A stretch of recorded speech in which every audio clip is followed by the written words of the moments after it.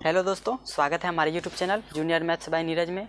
दोस्तों आज की क्लास में हम लोग पढ़ेंगे चैप्टर नंबर 7 क्लास 10th का, जिसका नाम है निर्देशांक ज्यामिति। इसको अंग्रेजी में कोऑर्डिनेट ज्योमेट्री भी बोला जाता है, ठीक है। और ये सिर्फ ऑब्जेक्टिव टाइप के लिए दोस्तों आज का ये वीडियो है। जितना भी इम्पोर्टेंस ऑब्जेक्टिव होगा दोस्तों इस वीडियो में हम कवर करेंगे, चाहे वो प्रीवियस ईयर का पूछा गया हो, और जितने भी टाइप का ऑब्जेक्टिव बनता है एग्जाम में उस सभी टाइप को दोस्तों हम बारी बारी तरीके से आपको बताएंगे और टाइप बाय टाइप करके आपको बताएंगे कहीं पर, ताकि आपको कहीं पर कोई दिक्कत ना हो, ठीक है दोस्तों। और ये कुछ हम आपको बेसिक दोस्तों बता दे रहे हैं जो कि हम ऑब्जेक्टिव टाइप में क्वेश्चन में हम कवर करने वाले हैं, ठीक है दोस्तों। पहले यहाँ पर देख लीजिए और एक बार बता देते हैं, ये 2022 में जो भी स्टूडेंट एग्ज़ाम देने वाले हैं दोस्तों, इस वीडियो उसके लिए काफ़ी इम्पोर्टेंट है, ज़रूर देखिएगा दोस्तों, ठीक है। आपके लिए बहुत महत्वपूर्ण है ये वीडियो, ठीक है। तो चलिए शुरू करते हैं आज का वीडियो। दोस्तों यहाँ पर बोला है कि एक्स अक्ष वाला निर्देशांक, एक्स अक्ष वाला निर्देशांक क्या कहलाता है दोस्तों? ये कहलाता है भुज। क्या कहलाता है? याद होगा आपको, भुज। और इसको अंग्रेजी में कहते हैं अब्सिका, ABSICSSIA, ठीक है। और वाई अक्ष, देखिए ऑब्जेक्टिव में ये दोनों में से कोई एक तो पूछबे करेगा, ये तो 100% श्योर ये कि ये पूछेगा ही, ठीक है। लेकिन किस तरह से पूछेगा? वाई अक्ष वाला निर्देशांक क्या कहलाता है, ठीक है। इसमें कभी कन्फ्यूज मत होइएगा। एक्स अक्ष वाला निर्देशांक क्या कहलाता है दोस्तों? भुज कहलाता है। और वाई अक्ष वाला निर्देशांक क्या कहलाता है? कोटि कहलाता है। क्या कहलाता है?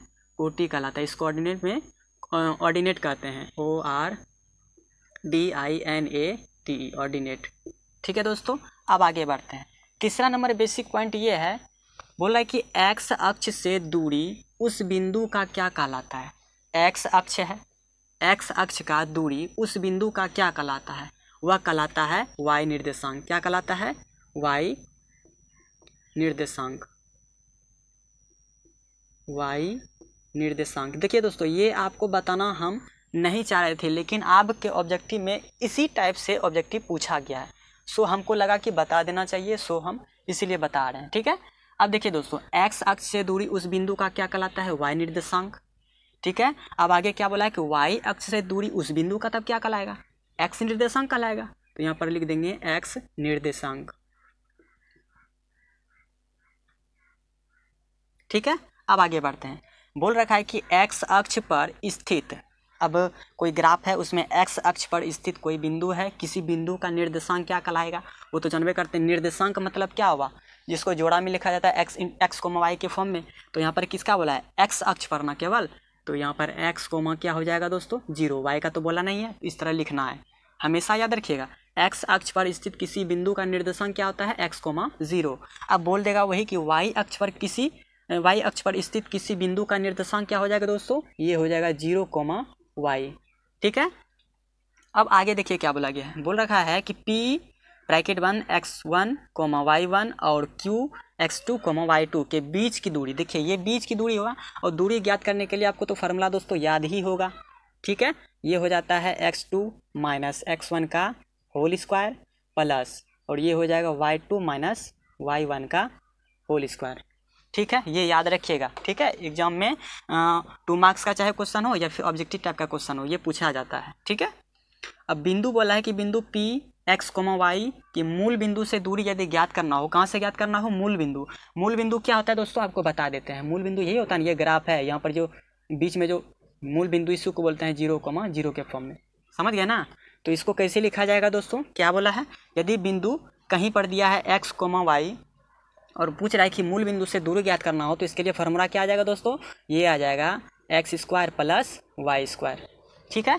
इन बातों को दोस्तों याद रखिएगा, काफ़ी इंपॉर्टेंट है, ठीक है। अब बढ़ते हैं, अब आगे थोड़ा 2 से 4 दोस्तों टॉपिक और बचा है, उसको भी हम कवर कर लेते हैं, उसके बाद हम आएंगे ऑब्जेक्टिव टाइप क्वेश्चन की ओर, ठीक है दोस्तों। तो चलिए इसको पहले हम मिटा देते हैं। यदि आप स्क्रीनशॉट लेना चाहते हैं दोस्तों तो ले सकते हैं, बहुत इंपॉर्टेंट है दोस्तों। ये हम एनालिसिस करके आपको बता रहे हैं कि ये जितना याद कर लीजिए, आपसे ऑब्जेक्टिव एक भी ऑब्जेक्टिव दोस्तों नहीं छूटेगा, ठीक है। तो चलिए इसको आप स्क्रीनशॉट भी ले सकते हैं, ठीक है दोस्तों। चलिए आगे का हम देखते हैं क्या है बेसिक पॉइंट और हमको क्या क्या चीज़ और पढ़ना चाहिए।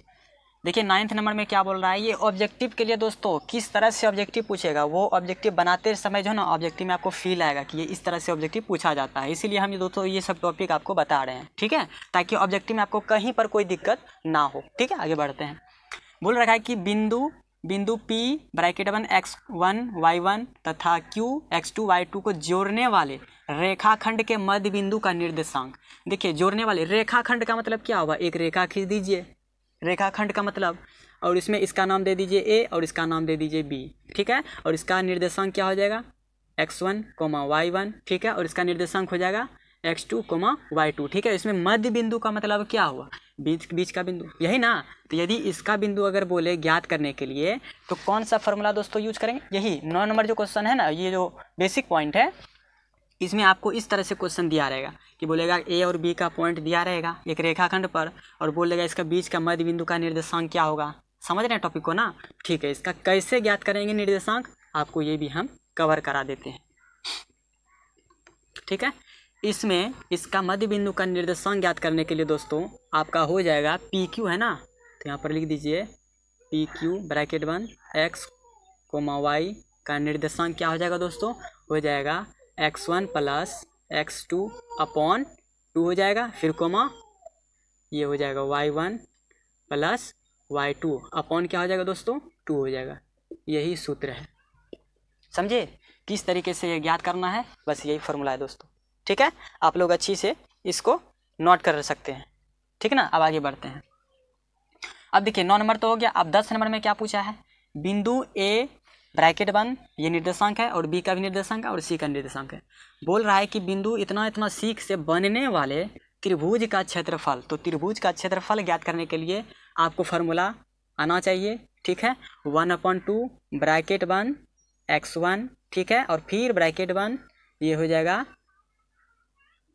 y2 minus y3 plus x2 bracket 1, और ये हो जाएगा y3 माइनस y1, ठीक है, फिर plus x3 bracket 1 y1 minus y2, ठीक है। यही होता है फॉर्मूला दोस्तों, आप इसको अच्छी तरह से नोट कर लीजिएगा, ठीक है। त्रिभुज का क्षेत्रफल यदि ज्ञात करना हो, यदि उसका तीनों शीर्ष यदि दिया हो, ए का दिया हो निर्देशांक, बी का निर्देशांक दिया हो, और सी का निर्देशांक बोला हो, और बोल रहा है त्रिभुज का क्षेत्रफल ज्ञात कीजिए, तो यही फार्मूला याद करना है, ठीक है। ये फार्मूला कैसे याद करना है, देखिए यहाँ पर ब्रैकेट के अंदर में क्या है, यहाँ पर केवल दोनों y है, यहाँ भी y है, यहाँ भी y है। आपको याद क्या रखना है, इस नंबर को याद रखिए, ये है 23, इन दोनों से मिलकर के क्या बना 23, और इन दोनों से मिलकर के 31, और इन दोनों से मिलकर के क्या बना 12, यानी कि 23, 31, 12, ये तो याद रहेगा आपको, ठीक है। तो y का फॉर्म पहले लिख दीजिए, उसमें फिर 2 और 3 बैठा दीजिएगा, बस फार्मूला याद हो जाएगा आपको, ठीक है। और ब्रैकेट के बाहर में क्या है x1 इंटू x2 और इंटू x3 किसके निर्देशांक में, यानी कि y के निर्देशांक के साथ मल्टीप्लाई के फॉर्म में, ठीक है दोस्तों। आप नोट कर सकते हैं क्वेश्चन नंबर ऑब्जेक्टिव टाइप का क्वेश्चन को जो है बनने वाले सूत्र ये हैं, ठीक है। तो आगे बढ़ें दोस्तों। अब आगे क्वेश्चन में बोल रहा है त्रिभुज का परिमाप और परिमिति।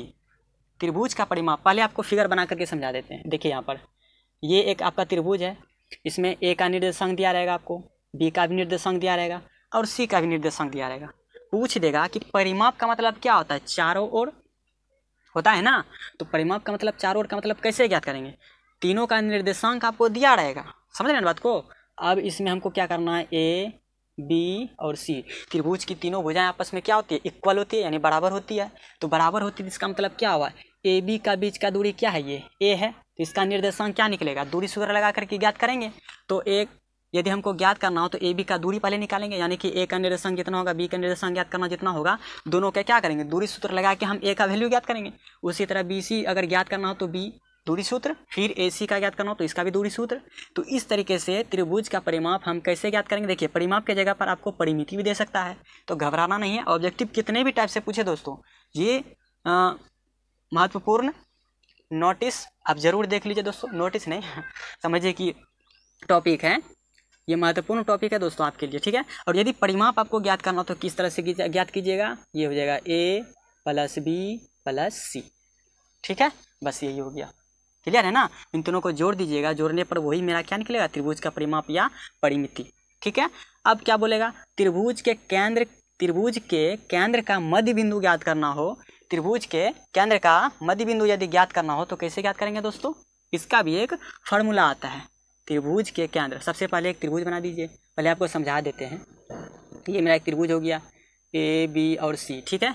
इसमें मध्य बिंदु का मतलब केंद्र का ना मध्य बिंदु, यानी कि कहीं पर पॉइंट P है, ठीक है। इसी का निर्देशांक पूछ रहा है x, y, इसी का निर्देशांक पूछ रहा है। तो इसका यदि निर्देशांक पूछेगा तो हम कैसे बनाएंगे दोस्तों? त्रिभुज का निर्देशांक यदि इस तरह से पूछे तो मध्य बिंदु ज्ञात करने के लिए केंद्र का मध्य बिंदु, तो फॉर्मूला आपको याद रहना चाहिए दोस्तों। ये हो जाएगा x1 plus x2 plus x3 upon कितना हो जाएगा?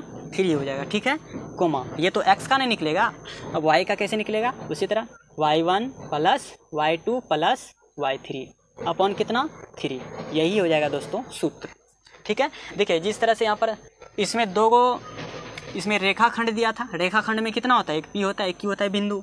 इन दोनों को जोड़ने वाला रेखाखंड का जो मध्य बिंदु होगा उसके लिए ये फॉर्मूला। और यदि इसमें निर्देशांक आ जाए एक ही रेखा पर तो उसको कैसे बनाएंगे? तो इसके लिए त्रिभुज का मध्य बिंदु अगर ज्ञात करना हो केंद्र का, हाँ, तो यही फॉर्मूला लगाएंगे।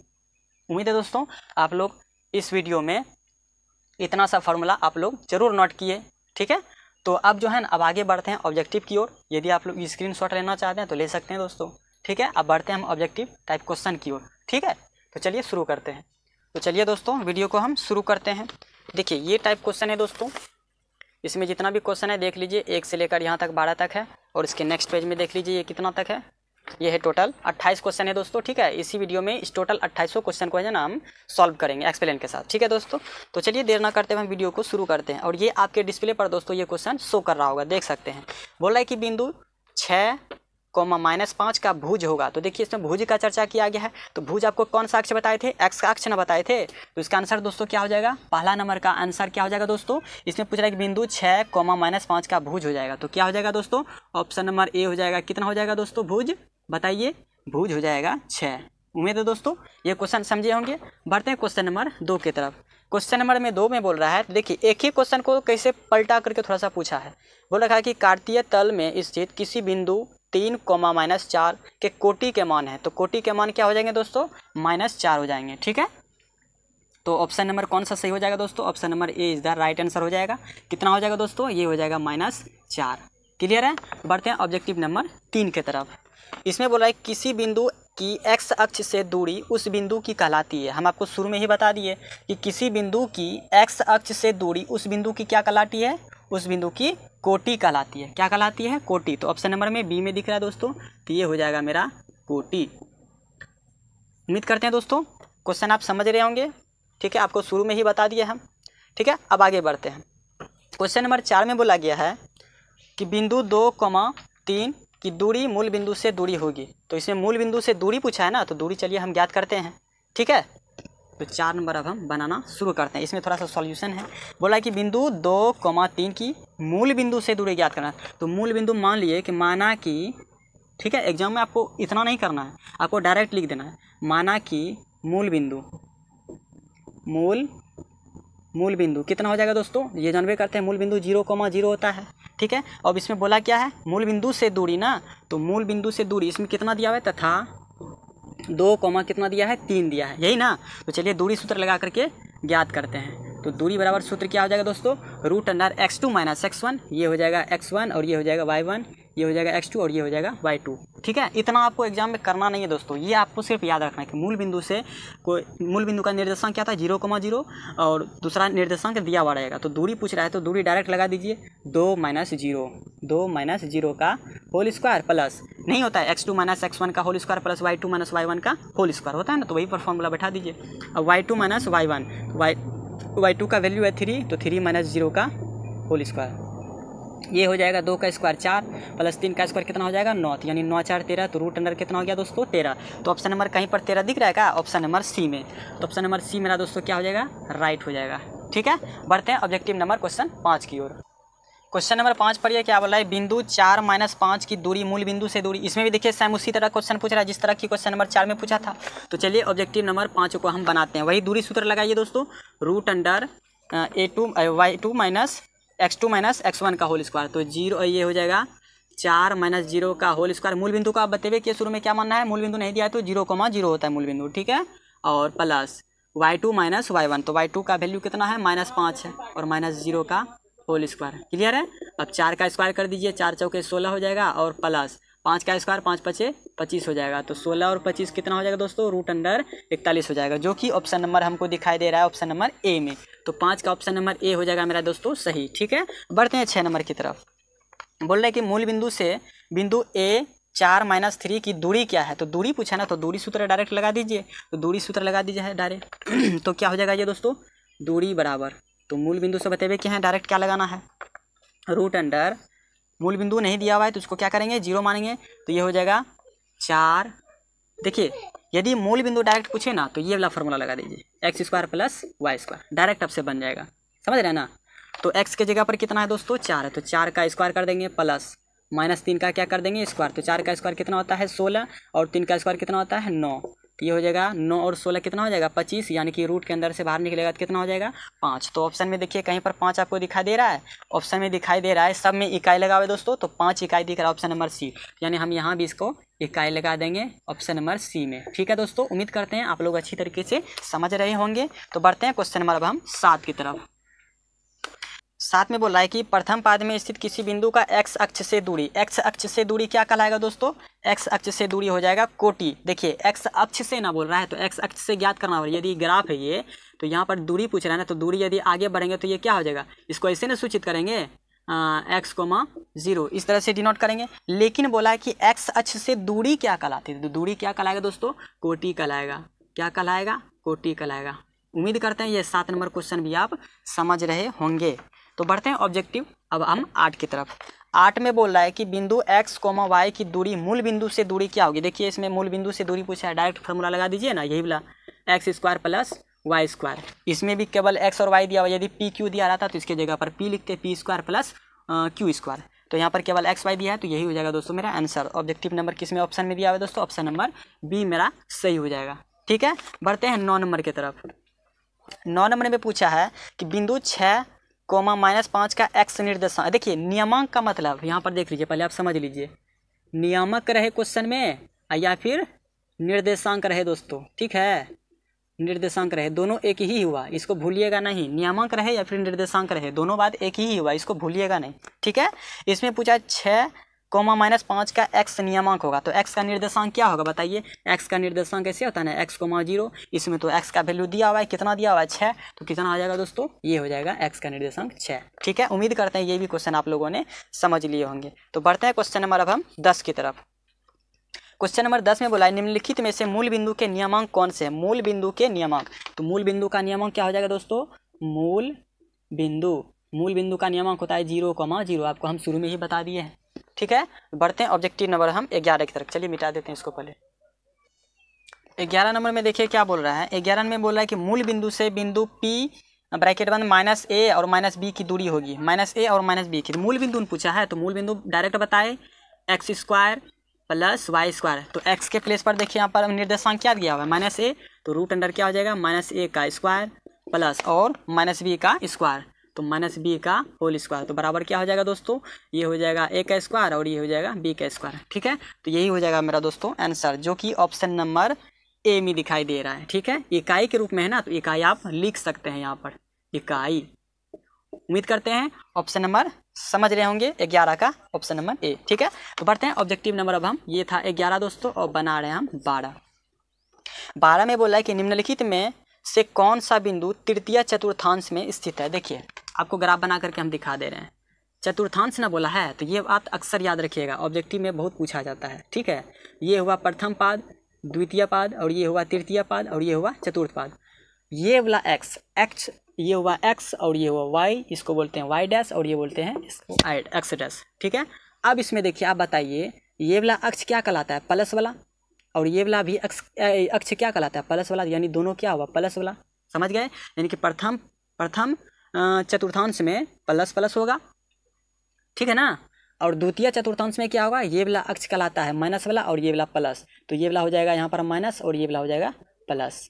तो द्वितीय चतुर्थांश में क्या होगा, माइनस और प्लस, यानी x का वैल्यू माइनस में और y का वैल्यू प्लस में। और तृतीय चतुर्थांश में क्या होता है दोस्तों, इसका भी वैल्यू माइनस में होता है और इसका भी वैल्यू माइनस में होता है, यानी तृतीय चतुर्थांश में क्या होगा, दोनों माइनस में होगा, x भी और y के निर्देशांक भी। ठीक है, अब चतुर्थ चतुर्थांश में क्या होगा दोस्तों, ये वाला प्लस का होगा अक्ष और ये वाला माइनस वाला अक्ष होगा। तो यही हो जाएगा दोस्तों चतुर्थ का स्थान। ठीक है, हमको पूछा क्या था, हमको पूछा था कि निम्नलिखित में से कौन सा बिंदु तृतीय चतुर्थांश में स्थित है। तो तृतीय चतुर्थांश कौन सा हुआ, ये हुआ जिसमें कि x का भी मान माइनस में आना चाहिए निर्देशांक और y का भी मान क्या आना चाहिए माइनस में। तो देखिए ऑप्शन नंबर किस में दिखाई दे रहा है आपको, ऑप्शन नंबर हमको लगता है दोस्तों बी नंबर सही है। ठीक है, तो ऑप्शन नंबर बी हो जाएगा दोस्तों सही। क्या है इसमें, -4 और -6।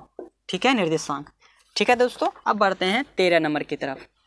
13 नंबर में बोल रहा है कि बिंदु -3, -5 किस पाद में स्थित है। दोनों में माइनस लगा हुआ है, तो दोनों में माइनस हुआ है तो इसका मतलब क्या हुआ, तृतीय चतुर्थांश में होगा, तृतीय चतुर्थांश। ठीक है दोस्तों, बढ़ते हैं अब हम 14 नंबर क्वेश्चन की ओर। बोल रहा है कि x अक्ष से बिंदु Q ब्रैकेट बंद 3, 6 की दूरी क्या होगा। तो दूरी पूछ रहा है तो दूरी सूत्र लगा दीजिए, डायरेक्ट बन जाएगा। ठीक है, तो चलिए हम इसको पहले हम मिटा देते हैं। x अक्ष से बिंदु Q 3, 6 की दूरी क्या होगी। तो देखिए आपको याद होगा शुरू में हम आपको क्या बताए थे, x अक्ष से बिंदु की दूरी यदि ज्ञात करना हो तो कौन सा निर्देशांक होगा, y निर्देशांक होगा। और यदि y अक्ष से बिंदु का दूरी ज्ञात करना हो तो क्या हो जाएगा, x का निर्देशांक हो जाएगा। ठीक है, तो उसको उसके विपरीत मानिए तो x अक्ष से बिंदु की दूरी क्या होगा, y निर्देशांक, जो कि इसमें y का निर्देशांक क्या दिया हुआ है दोस्तों, केवल 6 दिया हुआ है। तो यहीं पर ऑप्शन नंबर कितना हो जाएगा दोस्तों, 6 कहाँ पर है, ऑप्शन नंबर बी में। तो ऑप्शन नंबर 6 में है, बी में क्या है 6 इकाई, यही मेरा दोस्तों क्या हो जाएगा, सही होगा। आप रिवर्स करके वीडियो को देख सकते हैं। आपको हम शुरू में ही फर्स्ट क्वेश्चन में ही आपको बताएं कि थर्ड क्वेश्चन में, ठीक है, थर्ड क्वेश्चन में हम आपको बताएं कि x अक्ष का बिंदु का निर्देशांक क्या हो जाएगा y। ठीक है, और y अक्ष से बिंदु का दूरी क्या हो जाएगा, x निर्देशांक। क्लियर है, तो बढ़ते हैं ऑब्जेक्टिव नंबर 15 की तरफ। तो इसमें देखिए क्या बोला है 15 नंबर में, y अक्ष पर बिंदु जिसकी बिंदु क्या दिया हुआ है 4,2 से दूरी कितना दिया हुआ है, की बार 5, तो निम्न में से कौन से होगा। तो देखिए इसमें y अक्ष पर ना बोला गया है, तो बिंदु इसमें क्या क्या दिया हुआ है दोस्तों, दिया हुआ है 4,2 दिया हुआ है। ठीक है, तो यहाँ पर मान लेते हैं 15 नंबर है ना, तो माना कि मूल बिंदु नहीं दिया हुआ है तो क्या करेंगे, माना कि मूल बिंदु क्या मान लेते हैं 0,0। ठीक है, और डायरेक्ट फार्मूला लगा दीजिए दूरी सूत्र वाला। तो दूरी सूत्र वाला डायरेक्ट लगा दीजिए तो क्या हो जाएगा, ये हो जाएगा 4, यहाँ पर लिख दीजिए दूरी बराबर x2 - x1। तो x2 का वैल्यू मान लीजिए यहाँ पर 4 है और x1 का वैल्यू कितना है 0 का होल स्क्वायर, फिर प्लस अब y2 का वैल्यू कितना है, इसमें 2 है तो 2 - y1 का होल स्क्वायर। ठीक है, अब बताइए इसमें दूरी आपको तो दिया हुआ है ना, कितना दिया हुआ है 5, तो 5 रख दीजिए। तो दूरी के जगह पर हम दोस्तों क्या रखेंगे 5, तो ये हो जाएगा 4 का स्क्वायर 16 प्लस 2 का स्क्वायर कितना हो जाएगा, 2 का स्क्वायर इसमें 4 हो जाएगा। देखिए इसमें एक चीज़ हमको लगता है मिस्टेक कर रहे हैं क्या, हाँ इसमें मिस्टेक कर रहे हैं, इसमें y अक्ष पर ना बोला है, तो इसका मतलब क्या हो जाएगा y अक्ष पर, ये मूल बिंदु का नहीं लगेगा इसका मतलब तब। ठीक है, इसमें मूल बिंदु का नहीं लगेगा, इसका मतलब इसमें पूछा क्या है y अक्ष, इसका मतलब 0,y यही पूछा है ना, तो 0,y, तो निम्न में से कौन सा होगा, इसमें 0,y, तो y का प्लेस इसमें पूछा है, तो चलिए y का प्लेस हम याद करते हैं। तो देखिए y2 का वैल्यू कितना दिया हुआ है, y2 का वैल्यू दिया हुआ है y, तो यहाँ पर क्या लिखेंगे 2 - y लिखेंगे ना, और यहाँ पर x1 का वैल्यू कितना दिया हुआ है x2 - x1, तो x2 का वैल्यू 4 और x1 का वैल्यू 0। ठीक है, अब दूसरा यहाँ पर y1 का वैल्यू कितना, y2 का वैल्यू दिया हुआ है 2, y1 का वैल्यू कितना दिया हुआ है y। उम्मीद करते हैं समझ रहे होंगे। और इसका फार्मूला बन गया a - b का होल स्क्वायर, फार्मूला हो जाएगा a का स्क्वायर यानी कि -y का स्क्वायर कितना हो जाएगा y स्क्वायर प्लस b का स्क्वायर 2 का स्क्वायर कितना 4, फिर -2ab, तो 2 दूनी 4y। समझ रहे हैं ना। अब दोनों साइड आप चाहें तो वर्ग कर दीजिए, तो दोनों साइड वर्ग कीजिएगा तो इसका भी वर्ग हो जाएगा और इसका भी वर्ग हो जाएगा, तो वर्ग से स्क्वायर कैंसिल, तो 5 का स्क्वायर कितना हो जाएगा दोस्तों 25 हो जाएगा, और ये 16 प्लस y स्क्वायर और ये प्लस 4 - 4y, 16 और 4 को जोड़ दीजिएगा तो कितना हो जाएगा 25 बराबर 20 plus y square minus 4y। यहाँ तक क्लियर है। अब ये हमको लगता है द्विघात समीकरण बन गया, तो द्विघात समीकरण चलिए बनाइए। 25 को बराबर के राइट साइड लेते जाइए, तो ये क्या हो जाएगा y स्क्वायर माइनस 4y। 25 बराबर के राइट साइड जाएगा तो माइनस हो जाएगा, तो -25 में 20 घटेगा तो क्या हो जाएगा -5 बचेगा। ठीक है, अब ये तो मेरा द्विघात समीकरण बन गया। इसको किस तरह से हल करेंगे, तो इसमें देखिए डायरेक्ट फार्मूला लगा दीजिए, -b plus minus root under b square minus 4ac upon 2a, यही फार्मूला लगाते हैं ना। ठीक है, यहाँ पर फॉर्मूला लगा दीजिए माइनस बी का वैल्यू कितना है 4, तो माइनस माइनस प्लस, तो केवल यहाँ 4 बचेगा, plus minus root under B square. तो बी का वैल्यू कितना है दोस्तों 4, तो 4 का स्क्वायर कीजिएगा तो कितना हो जाएगा 16 हो जाएगा, माइनस 4 गुना ए का वैल्यू 1 और सी का वैल्यू 5, सी का वैल्यू 5 है माइनस में, तो 4 पंचे कितना हो जाएगा 20, माइनस 20 होगा, ठीक है, अपॉन 2a, ए का वैल्यू 1 है तो 2 गुना 1 कीजिएगा तो 2a ना होगा, ठीक है। अब ये हो जाएगा 4 plus minus root under 16 plus कितना हो जाएगा 20 अपॉन 2 बराबर 4 प्लस, अब देखिए 16 और 20 को ऐड कीजिएगा तो 36 होगा, और रूट 36 से क्या बाहर निकल रहा है 6 निकल रहा है, तो एक बार प्लस में लिख दीजिए, प्लस माइनस है ना, एक बार प्लस में और एक बार माइनस में लिख दीजिए, ठीक है, और नीचे 2 है तो 2 लिख दीजिए, तो बराबर 6 4 10 अपॉन 2 हो जाएगा, और ये हो जाएगा माइनस 2 अपॉन 2, कट करके बताइए कितना हो जाएगा, ये हो जाएगा 5 और ये हो जाएगा -1, ठीक है। हमको वैल्यू क्या किसका पूछा हुआ है, y का 2 वैल्यू आया, एक आया 5 एक आया -1, तो इसमें y का वैल्यू कहीं पर 5 दिखाई दे रहा है नहीं, इसमें यानी कि y का वैल्यू -1 है, ठीक है। तो कोऑर्डिनेट में इसका 0, y है ना, तो y का वैल्यू कितना निकला, या तो 0,5 होगा, ठीक है, और यह होगा 0, -1, तो ऑप्शन नंबर कहाँ पर ये दोनों दिखाई दे रहा है, 0, -1 तो दिखाई दे रहा है, लेकिन 0, -5 नहीं दिखाई दे रहा। इसका मतलब ऑप्शन नंबर दोस्तों, ऑप्शन नंबर बी मेरा क्या हो जाएगा, राइट हो जाएगा, ठीक है, कितना 0, -1। उम्मीद करते हैं ये क्वेश्चन भी आपको अच्छी तरीके से समझ में आया होगा, सिर्फ कैलकुलेशन था, समझने में थोड़ा सा और फेर हो जाता है, ठीक है। तो बढ़ते हैं अब क्वेश्चन नंबर अब हम 16 की तरफ, ठीक है, तो चलिए इसको हम पहले मिटा देते हैं। क्वेश्चन नंबर 16 पढ़िए दोस्तों, क्या कर रहा है, बोल रहा है कि बिंदु P 9,3 और एवं Q का निर्देशांक क्या देगा 15,11 के बीच की दूरी पूछ रहा है, तो बीच का दूरी ज्ञात कर लीजिए। तो डायरेक्ट फार्मूला लगा दीजिए दोस्तों, ये है क्वेश्चन नंबर 16 का, ठीक है। तो डायरेक्ट फार्मूला लगा देंगे दूरी सूत्र का, तो हो जाएगा x2 - x1, तो 15 में से 9 घट जाएगा तो कितना बचेगा 6 बचेगा, तो 6 का स्क्वायर कर दीजिए प्लस, और y2 - y1, तो y2 का वैल्यू 11 में से 3 जाएगा तो कितना हो जाएगा 8, तो दोनों का स्क्वायर कर दीजिए, कितना हो जाएगा 6 का हो जाएगा 36 हो जाएगा, और 8 का हो जाएगा 64, यानी कि कितना रूट अंडर हो जाएगा 100 हो जाएगा, 100 से क्या बार निकलेगा दोस्तों 10 निकलेगा, जो कि आपको ऑप्शन नंबर बी में दिया हुआ है, ठीक है, ये हो जाएगा 16 का बी। उम्मीद करते हैं दोस्तों ये क्वेश्चन भी आप लोग अच्छी तरीके से समझ लिए होंगे। बढ़ते हैं 17 नंबर क्वेश्चन की ओर। 17 नंबर क्वेश्चन में दोस्तों बोल रहा है कि एक्स अक्ष पर बिंदु जो कि बिंदुओं ए का निर्देशांक -1,0 दिया हुआ और बी का निर्देशांक क्या दिया 5,0 से समान दूरी पर है। तो चलिए पहले हम एक ग्राफ पहले आपको बना करके दिखाते हैं। ये मान लीजिए मेरा ये एक्स एक्सिस है और ये मेरा एक्स डैश एक्सिस है और ये वाई एक्सिस और ये वाई डैश एक्सिस, ठीक है। इसमें बोला क्या एक्स अक्ष पर बिंदु जो कि बिंदुएं -1 और 0 -1 और 0 यहाँ पर दिया हुआ है -1 और 0, ठीक है। अब आगे क्या बोला है और बी कितना दिया 5,0, इसका मतलब समझिए यानी कि एगो माइनस दिया है एगो प्लस दिया, तो द्वितीय कोऑर्डिनेट में होगा ना, यानी कि द्वितीय चतुर्थांश में होगा। अब दूसरा क्या दिया 5,0 बी का वैल्यू, समझ रहे हैं ना, तो बी का 5,0 यानी कि दोनों प्लस में देते हैं, यानी इस बिंदु पर होगा तो 5,0 मान लीजिए। अब आगे क्या बोला है समान दूरी पर एक्स अक्ष पर जो कि बिंदु, कहीं पर कोई बिंदु है एक्स वाला, ठीक है, और यहाँ पर पूछा है कि यहाँ पर बिंदु जो होगा समान दूरी पर है, दोनों यहाँ से जो है दोनों समान दूरी पर है, ठीक है, दोनों ये क्या है समान दूरी पर। इसको मान लेते हैं ए और इसको मान लेते हैं बी, और तीसरा जो पॉइंट है उसको हम क्या मान लेते हैं दोस्तों सी मान लेते हैं। तो वही बोला है कि वो जो एक्स अक्ष पर बिंदु जो कि बिंदु है इतना समान दूरी पर है, तो बताइए सी का वैल्यू क्या होगा। तो बताइए समान दूरी का मतलब क्या हुआ, ए से सी तक जितना दूरी निकलेगा वो किसके बराबर होगा, सी और बी के बराबर होगा कि नहीं। तो बस दूरी सूत्र लगा दीजिए। ए सी का यदि ज्ञात करना हो तो कैसे होगा, इस बिंदु का निर्देशांक क्या हो जाएगा x,0 होगा कि नहीं, उसी तरह इसका भी मान ज्ञात कर सकते हैं। तो चलिए बैठाते हैं यहाँ पर, और इसमें होना क्या चाहिए दोस्तों मेरा ए सी बराबर होना चाहिए बी सी के, तभी ये मेरा फार्मूला सेटिस्फाई होगा, ठीक है। तो चलिए ए सी का बिंदु का दूरी ज्ञात करते हैं। तो ए सी का बिंदु यदि दूरी ज्ञात करना हो तो रूट अंडर, ठीक है, और तो ए सी का वैल्यू x1 कितना है x, ये -1 तो कितना हो जाएगा x +1 हो जाएगा, क्योंकि इसका ब्रैकेट के सूत्र में क्या कहता है x2 - x1 कहता है ना, जो कि x2 का वैल्यू यहाँ पर x1 है, x रख दिए, और y1 का x1 का वैल्यू कितना है -1, तो माइनस सूत्र में भी और यहाँ भी माइनस, तो माइनस प्लस हो जाएगा प्लस। अब ये y1 और y2 का वैल्यू कितना है 0 है, तो 0 का स्क्वायर, समझ रहे हैं ना बात को, और बराबर ये दोनों किसके बराबर होना चाहिए, AC होना चाहिए BC के बराबर। AC का तो लिख दिए, अब किसको लिखेंगे BC को, यहाँ पर लिख दीजिए AC बराबर होना चाहिए BC के, समान दूरी बोला है तो ठीक है। आगे अब BC का फॉर्मूला लगा दीजिए, तो BC का फॉर्मूला लगाइए तो ये कितना हो जाएगा 5 माइनस x का होल स्क्वायर और प्लस ये भी 0 0 है तो 0 का स्क्वायर। ये देखिए दोनों साइड रूट ना है तो दोनों साइड रूट से रूट क्या क्या हो जाएगा, कैंसिल हो जाएगा। कैसे, दोनों साइड यदि वर्ग कीजिएगा तो दोनों का रूट हटेगा कि नहीं, बिल्कुल हटेगा।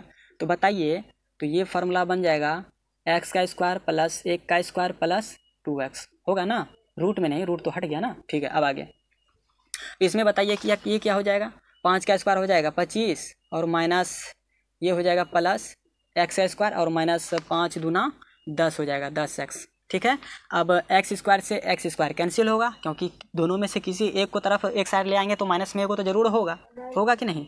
अब 2x है, यहाँ पर -10 है ना, तो 10 को बराबर के लेफ्ट साइड लेते आइएगा तो क्या हो जाएगा, प्लस में कन्वर्ट हो जाएगा।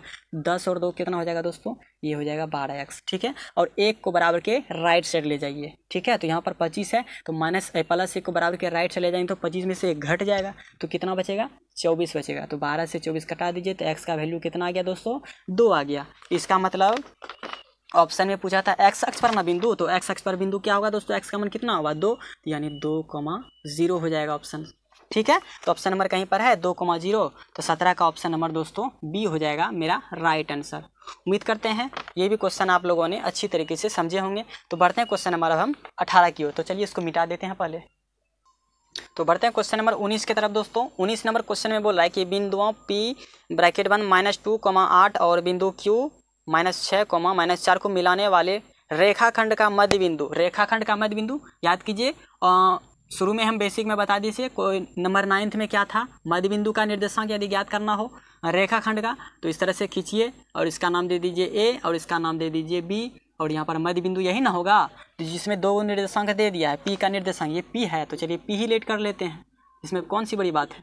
ठीक है, तो ये Q हो जाएगा, तो P का हो जाएगा -2, 8 और दूसरा कितना हो जाएगा -6, -4। ठीक है, देखिए ये सब आपको एग्जाम में करना नहीं है। ठीक है, तो ये आपको हम रियलाइज़ कर लें कि इस तरह से आपको एग्जाम में करना नहीं है, सिर्फ आपको इमेजिन करना है, समझे ना। तो चलिए बनाते हैं।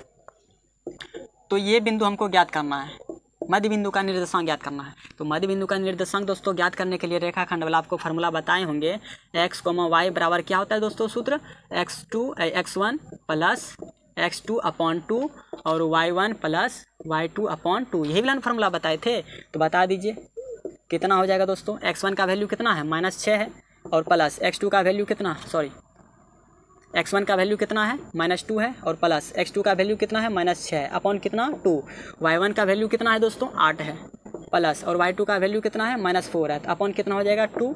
इन दोनों को कटा दीजिए, प्लस माइनस माइनस और माइनस प्लस हो जाएगा तो 6 2 कितना हो जाएगा 8 हो जाएगा, माइनस प्लस माइनस फिर माइनस प्लस वहाँ घट जाएगा दोस्तों। ठीक है, घट जाएगा, माइनस प्लस माइनस फिर माइनस प्लस नहीं जुटेगा क्या, हाँ जुट जाएगा। 6 2 कितना हो जाएगा 8, -8/2 कट जाएगा। अब यहाँ पर देखिए, यहाँ पर क्या होगा, प्लस माइनस माइनस 8 में से 4 गया तो कितना बचेगा, 8 में से 4 गया 4, 4/2 ये कट जाएगा तो कितना आ जाएगा दोस्तों, ये आ जाएगा -4 और ये हो जाएगा 2। ठीक है, यानी XY का निर्देशांक क्या हो गया दोस्तों, XY का निर्देशांक हो गया -4,2, यही हो जाएगा आंसर। देखिए कहीं पर दिख रहा है क्या, -4,2 ऑप्शन नंबर बी में दिख रहा है, यही हो जाएगा दोस्तों मेरा राइट आंसर।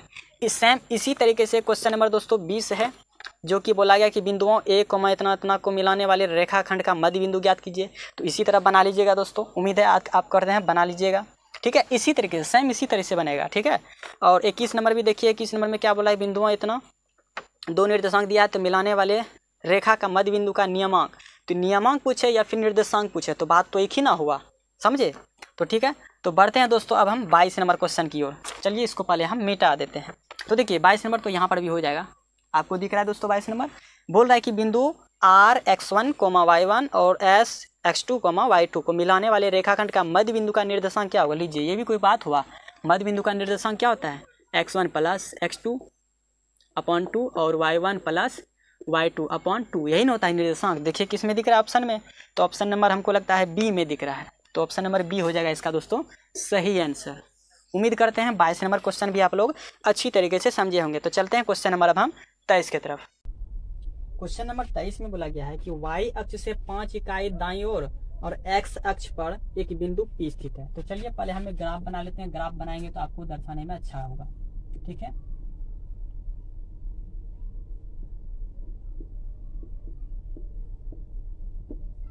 देखिए इसमें क्या बोला है, y अक्ष से 5 इकाई दाईं ओर, तो y अक्ष ये ना हुआ 5 इकाई दाईं ओर, तो दाईं ओर बढ़िएगा 1 2 3 4 5, कहीं पर 5 बढ़िएगा, या मान लीजिए यहाँ पर 5 है, ठीक है।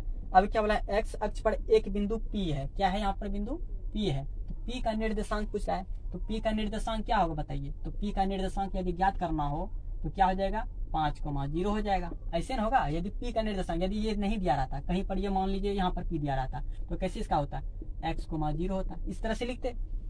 लेकिन यहाँ पर बोला है कि 5 इकाई दाईं ओर, इसमें दे चुका है, ठीक है। तो ये 5 इकाई, इसका मतलब क्या होगा, एक्स एक्सिस पर कहीं पर ये 5 है, ठीक है, दूरी y एक्सिस से लेकर, ठीक है। तो वो बिंदु P का निर्देशांक पूछा, तो P का निर्देशांक दोस्तों क्या हो जाएगा 5,0 होगा कि नहीं बताइए, P का निर्देशांक होगा ना, तो यही मेरा दोस्तों आंसर हो जाएगा। तो ऑप्शन नंबर कहाँ पर दिख रहा है, ऑप्शन नंबर ए मेरा हो जाएगा दोस्तों, सही हो जाएगा, ठीक है।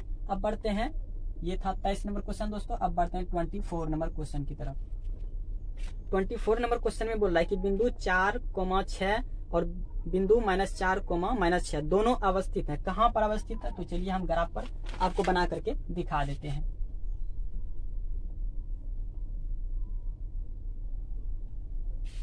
थोड़ा सा इसको बड़ा कर लेते हैं।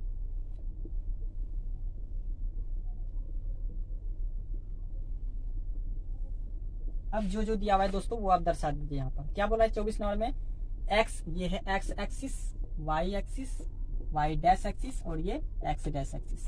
इसमें बोला है x का मान 4 तक लीजिए, तो 1 2 3 4 हम 5 तक ले लेते हैं, कहीं कोई दिक्कत। ये हो गया -1 -2 -3 -4 -5, इसको भी ले लीजिए, -1 -2 -3 और ये -4, ये हो जाएगा 1 2 3 4 और ये 5।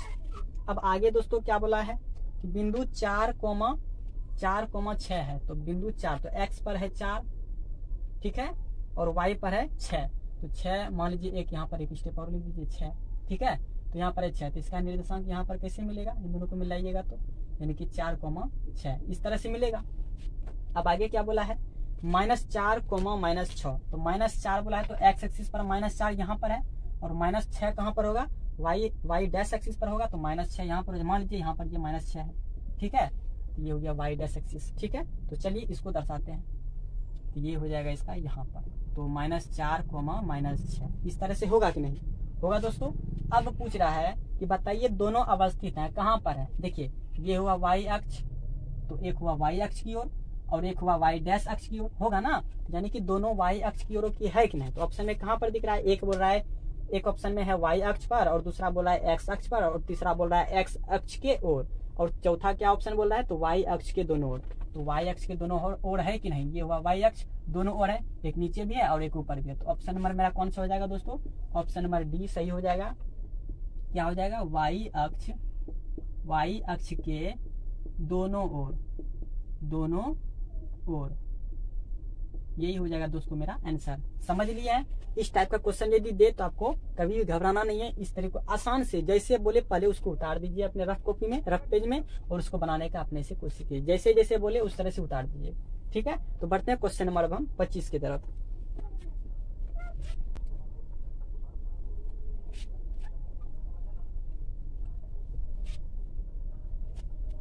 पच्चीस नंबर में दोस्तों देखिए क्या बोल रहा है, 25 नंबर में बोल रहा है कि बिंदु 3,2 है, 3,2 है, ये 1 2 3 4 5, ये 3 है और ये 2, ठीक है, इसको मिला दीजिए, यहाँ पर मिला दिए, ये कितना हो गया 3,2, ठीक है। ये बिंदु मान लीजिए P है, P का निर्देशांक क्या आ गया 3,2। अब आगे क्या बोला है, और -3,2 ये हुआ -1 -2 -3 यहाँ पर ना हुआ, तो इसका मतलब ये क्या हुआ, दोनों किस अक्ष पर है, दोनों किस अक्ष पर है, ये x अक्ष है ना, तो दोनों x अक्ष की ओर होगा कि नहीं दोस्तों, होगा ना, दोनों x अक्ष पर है ना, ठीक है। तो इसका आंसर दोस्तों कौन सा ऑप्शन हो जाएगा, बोल रहा है कि एक ऑप्शन बोल रहा है x अक्ष पर और दूसरा बोल रहा है y अक्ष पर और तीसरा बोल रहा है x अक्ष के ओर और चौथा क्या बोल रहा है y अक्ष के दोनों ओर। तो ऑप्शन में देखिए क्या दोस्तों दिया हुआ, तो दोनों तो एक ही अक्ष ना हुआ, दोनों x अक्ष हुआ, तो इसका मतलब क्या हो जाएगा दोस्तों, x अक्ष के एक ओर होगा ना, तो दोनों हो जाएगा x अक्ष के एक ओर यानी कि ये भी ऊपर है और ये भी ऊपर, और यदि एक नीचे रहता तो उसको क्या बोलते हैं, एक्स अक्ष के दोनों ओर। समझ रहे हैं बात को। तो ऑप्शन नंबर इसमें दोस्तों कौन सा सही हो जाएगा, ऑप्शन नंबर सी इसका हो जाएगा सही आंसर। क्या हो जाएगा, एक्स अक्ष के एक ओर, यही हो जाएगा दोस्तों मेरा सही आंसर। उम्मीद करते हैं ये क्वेश्चन आप लोगों को अच्छी तरीके से समझ में आया होगा। ये इंपॉर्टेंट क्वेश्चन है, एग्जाम में पूछा गया क्वेश्चन था। वैसे भी हम जितना भी ऑब्जेक्टिव आपको बता रहे हैं ये पूछा हुआ ही क्वेश्चन है, ठीक है, और टाइप बाय टाइप करके लिए हैं ताकि आपसे कहीं भी एक भी प्रश्न एग्जाम में नहीं छूटे। तो बढ़ते हैं क्वेश्चन नंबर अब हम 26 की तरफ। 26 नंबर क्वेश्चन में बोल रहा है कि त्रिभुज के शीर्ष, जिसमें शीर्ष दिया हुआ ए का निर्देशांक दिया है, बी का निर्देशांक दिया है और सी का निर्देशांक दिया है। तो बोला है त्रिभुज के केंद्र का निर्देशांक ज्ञात कीजिए। तो केंद्र का निर्देशांक कैसे ज्ञात करेंगे, पहले एक त्रिभुज बना दीजिए, ए और ये हो गया बी और ये हो गया सी। ए का निर्देशांक जितना दिया हुआ है वो आप बैठा सकते हैं या फिर ऐसे भी छोड़ सकते हैं, कहीं कोई दिक्कत नहीं होगा, ठीक है। -1 और कोमा 0, और दूसरा कितना दिया है 5, -2, ठीक है। और तीसरा निर्देशांक कितना दिया है 8, 2, ठीक है। अब क्या बोला है, केंद्र का निर्देशांक यानी बीच में कहीं पर मान लीजिए बिंदु P है, उसका निर्देशांक पूछा है x, y, ठीक है। अच्छा बताइए पहले वाले निर्देशांक को क्या बोलते हैं, x1, y1, दूसरा को x2, y2, तीसरे को x3, y3। यदि मध्य बिंदु ज्ञात करना हो तो केंद्र का निर्देशांक पूछे या त्रिभुज के बीच में बनने वाले मध्य बिंदु का निर्देशांक पूछे तो दोनों एक के टाइप हुआ। तो इस तरीके को क्वेश्चन को हल करने के लिए आपको शुरू में ही हम बेसिक पॉइंट में बता चुके हैं, सो आप पहले उसको भी देख सकते हैं रिवर्स करके, ठीक है। तो इसको किस तरह से बनाएंगे दोस्तों, ये हो जाएगा xy का P का बिंदु ज्ञात करना है ना केंद्र का। तो केंद्र का ज्ञात करने के लिए दोस्तों फॉर्मूला क्या हो जाएगा, x1 + x2 + x3 का अपॉन 2, और दूसरा क्या हो जाएगा y1 + y2 + y3/3 होगा ना। बस फॉर्मूला पुट कर दीजिए इस पर। x1 का वैल्यू कितना है -1 है, प्लस x2 का वैल्यू कितना है 5 है, प्लस और x3 का वैल्यु कितना है 8 है, अपॉन कितना 3। अब y1 का वैल्यू कितना है 0 है, प्लस और y2 का वैल्यू कितना है -2 है, प्लस और y3 का कितना है 2/3। अब देखिए 8, 5, 13, 13 में से 1 गया कितना बचेगा 12, तो 12/3 कर दीजिए तो 3 चौके कितना हो जाएगा 12। अब इसमें देखिए -2 और ये +2, माइनस प्लस 0 तो यानी 0 कितना हो जाएगा 3, ये भी कितना आ गया 0, यानी कि P के केंद्र का निर्देशांक कितना आ गया दोस्तों 4,0। ऑप्शन में कहीं पर आपको दिखाई दे रहा है क्या 4,0, ऑप्शन नंबर ए में दिखाई दे रहा है, ठीक है। इसलिए भी इसका ऑप्शन नंबर ए हो जाएगा राइट आंसर। उम्मीद करते हैं ये भी क्वेश्चन आप लोगों को अच्छी तरीके से समझ में आया होगा। तो बढ़ते हैं क्वेश्चन नंबर हम 27 की तरफ। 27 नंबर क्वेश्चन में बोल रहा है कि किसी त्रिभुज के शीर्ष के नियमांक या निर्देशांक 0,8, 0,0 तथा 6,0 हो तो त्रिभुज का क्षेत्रफल का परिमाप ज्ञात करें। त्रिभुज के क्षेत्रफल का परिमाप ज्ञात करना है, यही ना। तो पहले आप एक सुंदर सा त्रिभुज बना दीजिए, बना दिए। अब इसमें ये हो गया ए, ये हो गया बी और ये हो गया सी। परिमाप का मतलब क्या हुआ, परिमाप का मतलब ये भुजा और ये भुजा और इस भुजा का मान ज्ञात करना, यही ना। तो त्रिभुज का परिमाप मान लीजिए भुजा ये मेरा ए है और ये भुजा मेरा बी और ये भुजा मेरा कितना है सी। इसमें तीनों शीर्ष का निर्देशांक आपको दिया हुआ है, जो दिया हुआ है वो आप लिख दीजिए। इसका दिया हुआ है 0,8 और एक का दिया हुआ है 0,0, ठीक है, और सी का दिया हुआ है 6,0। तो तीनों का निर्देशांक है। ये भुजा कैसे ज्ञात कीजिएगा, दूरी सूत्र लगाकर। यदि ए बी का दूरी ज्ञात करना हो तो ए का मान निकल जाएगा, बी सी का दूरी ज्ञात करना हो तो बी निकल जाएगा, और ए सी का दूरी निकालना हो तो सी निकल जाएगा। इस तरह से हम ज्ञात करेंगे। तो यहाँ पर लिख दीजिए ए बी बराबर, ठीक है, तो ए बी बराबर दूरी सूत्र फॉर्मूला लगा दीजिए A2। यहाँ पर लिख दीजिए आप x1, y1, x2 और ये y2, x3 और ये y3 होगा ना इस तरह से। तो x2 - x1, तो x2 का वैल्यू 0, 0 - 0, तो 0 - 0 0 ही लिखिएगा, प्लस और x2 - x1 अब है y2, तो y2 का वैल्यू कितना है 0, 0 - 8 का होल स्क्वायर, ठीक है। तो ये कितना आ जाएगा, ये तो टोटल 0, तो 8 बचेगा, तो 8 का स्क्वायर कितना हो जाएगा 64 हो जाएगा। तो डायरेक्ट 64 लिखिए, और 64 से क्या बार निकलेगा 8 निकलेगा, ठीक है। तो ए बी बराबर कितना निकला दोस्तों मेरा 8 निकला। अब आगे बढ़ते हैं, अब ज्ञात करते हैं BC का।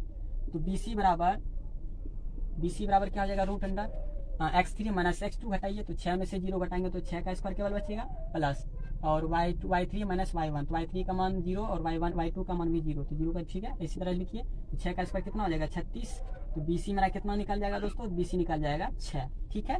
अब इसी तरह निकालेंगे AC का दूरी। AC का दूरी कितना हो जाएगा दोस्तों, AC का दूरी हो जाएगा √under x1 x3 minus x1, तो x3 का मान कितना है जी 6, तो 6 माइनस 0 का होल स्क्वायर प्लस और y3 माइनस y1, तो y3 का मान कितना है 0 माइनस 8 हो जाएगा, तो 0 माइनस 8 का होल स्क्वायर।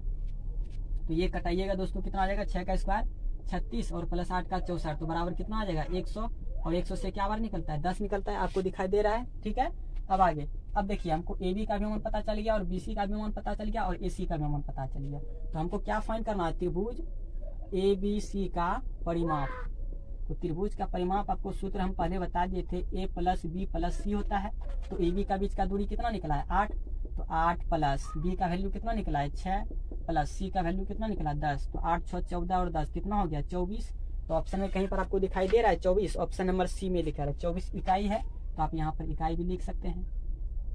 ठीक है, ऑप्शन नंबर C मेरा हो जाएगा दोस्तों सही। एकदम बिल्कुल आसान सा है दोस्तों, सिर्फ आप बनाते जाइए, कैलकुलेशन है, थोड़ा कैलकुलेशन है। ठीक है, ऑब्जेक्टिव अब एग्जामिनर भी बढ़ा दिया है ऑब्जेक्टिव टाइप का क्वेश्चन। ठीक है, तो इस तरीके से देखना। तो चलिए लास्ट क्वेश्चन बचा हुआ है 28 नंबर, तो उसको भी हम बनाते हैं।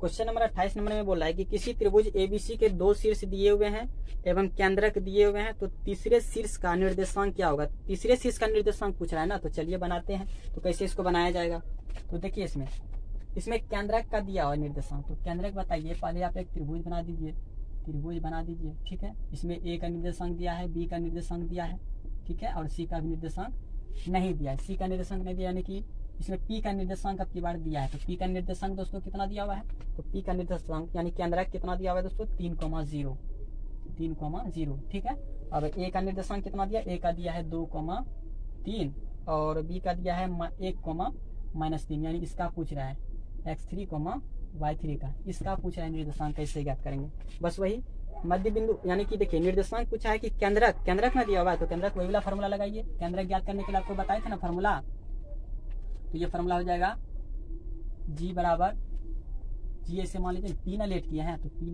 लेट कर दीजिए। तो P केंद्रक का कितना दिया हुआ है 3,0 दिया हुआ है बराबर। ठीक है, अब यदि हमको फॉर्मूला आपको याद होगा, ये हो जाएगा x1 plus x2 plus x3 upon 3 और ये y1 प्लस y2 प्लस और ये y3 अपॉन 3। बस यही फॉर्मूला लेट कर दीजिए। 3 हो जाएगा इसके बराबर और 0 हो जाएगा इसके बराबर, होगा ना। तो 3 बराबर लिख दीजिए, इतना x का वैल्यू कितना है 2 है और x2 का वैल्यू कितना है 1 है, प्लस और x3 का वैल्यू तो नहीं दिया हुआ है, तो x3 लिख दीजिए और अपॉन टोटल कितना 3। अब इसमें देखिए, इसमें y का वैल्यू कितना दिया हुआ है 0, तो 0 बराबर क्या हो जाएगा y1 का वैल्यू दिया हुआ है 3, y3 का वैल्यू कितना दिया, y2 का वैल्यू -3 प्लस और y का ये तो नहीं दिया, y3 लिख दीजिए अपॉन कितना 3। अब बताइए 3 से 3 को मल्टीप्लाई कीजिएगा, 3 3 9, 2 और 1 कितना हो जाएगा 3 प्लस x3। और यदि x3 का मान ज्ञात करना हो तो 3 को बराबर के लेफ्ट साइड लेते आइएगा, तो 9 में से 3 गया कितना बचेगा, 9 में से 3 गया 6, तो x3 का वैल्यू कितना आ गया 6। अब इसमें देखते हैं 3 गुना 0 कीजिएगा कितना हो जाएगा 0, तो 3 और ये -3 बराबर कितना प्लस y3। 3 से 3 गया 0, यानी y3 का वैल्यू कितना आ गया दोस्तों, y3 का वैल्यू आ गया 0। यानी हमको पता चल गया ये बिंदु जो C है, तो C का निर्देशांक x3 में कितना आया 6 आया और y3 का कितना आया 0 आ गया। यही हो जाएगा आंसर। ना देखिए ऑप्शन में कहीं पर है, ऑप्शन नंबर C हो जाएगा मेरा दोस्तों सही उत्तर। ठीक है, उम्मीद करते हैं दोस्तों यहाँ तक आपको ऑब्जेक्टिव अच्छी तरीके से समझ में आया हो, और यदि अच्छा लगा हो तो वीडियो को लाइक जरूर कीजिएगा। ठीक है, और हमारे चैनल पर नए हैं तो चैनल को सब्सक्राइब जरूर कीजिएगा दोस्तों। ठीक है, तो चलिए मिलते हैं नेक्स्ट वीडियो में। और दोस्तों कुछ क्वेश्चन बचा हुआ है जो कि हम नेक्स्ट पार्ट में कवर करेंगे, वीडियो लंबा हो जाएगा इसलिए नेक्स्ट पार्ट में हम कवर करेंगे। उसके बाद सब्जेक्टिव टाइप का क्वेश्चन आपको बताना शुरू करेंगे। ठीक है, टेंशन मत लीजिएगा दोस्तों, ये हम 2022 बिहार बोर्ड के लिए हम तैयारी करा रहे हैं। आपको कभी भी मैथ में 90+ मार्क्स से कम नहीं आएगा। जिस तरह हम बता रहे हैं उस तरह से आप रिवीजन करते रहिए, आपको 100% मार्क्स मिलेगा दोस्तों। ठीक है, तो चलिए मिलते हैं नेक्स्ट वीडियो में, तब तक के लिए जय हिंद दोस्तों।